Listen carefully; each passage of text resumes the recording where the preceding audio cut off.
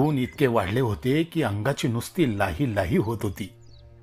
अशा तळपत्या उन्हात सीताराम आपल्या शेतात आऊत हाकत होता. पावसाळा सुरू व्हायच्या आत त्याला वावरांची मशागत करून ठेवायची होती. म्हणूनच तो अशा उन्हाच्या कहरात वावरात नांगर हाकत होता. सीतारामकडे 3 बैल होते.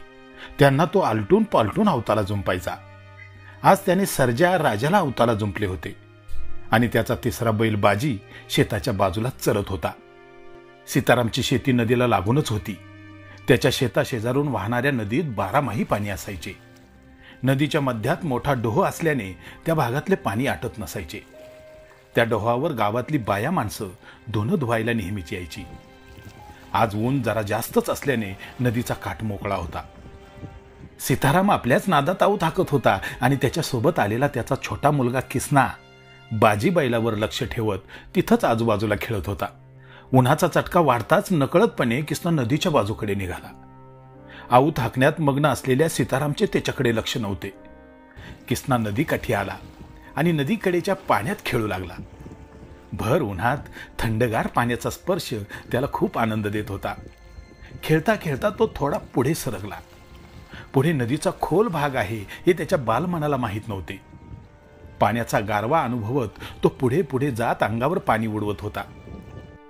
सीतारामला किसना कुठे गेलाय अजूनही समजले नव्हते. तो ज्या वावरात आऊत हाकत होता तिथून नदीचा तो भाग त्याला दिसत नव्हता. काम पूर्ण करण्याच्या इराद्याने आऊत हाकणाऱ्या सीतारामचे आजूबाजूला घडणाऱ्या घटनांकडे लक्षच नव्हते. इकडे किसना नदीत खेळण्याच्या नादात डोहाच्या बाजूला गेला. नदीच्या कडेला हिरवळीत चरणारा पाजी किसना नदीत शिरताच त्याच्याकडे बघत टवकारला. किसना पुढे पुढे जात होता. पाणी त्याच्या कमरेपर्यंत आले तरीही तो निर्धास्त होता आणि अचानक त्याचा पाय खोलात पडला तसा किसना पाण्यात कोसळला. तो गटांगळ्या खाऊ लागला. पोहता येत नसल्याने पाण्यात बुडू लागला. जीव वाचवण्यासाठी जीवाच्या आकांताने हातपाय झाडू लागला. काठावर उभ्या असलेल्या बाजीने ते पाहिले. त्याला धोक्याची जाणीव झाली तसा तो चौखूर उधळत मोठमोठ्याने हमरत सीतारामकडे धावला. नदीकडून धावत येणाऱ्या बाजीला बघून सीतारामने गोंधळून आऊत थांबवले. बाजी मोठमोठ्याने का हंबरतोय हे काही त्याला कळेना.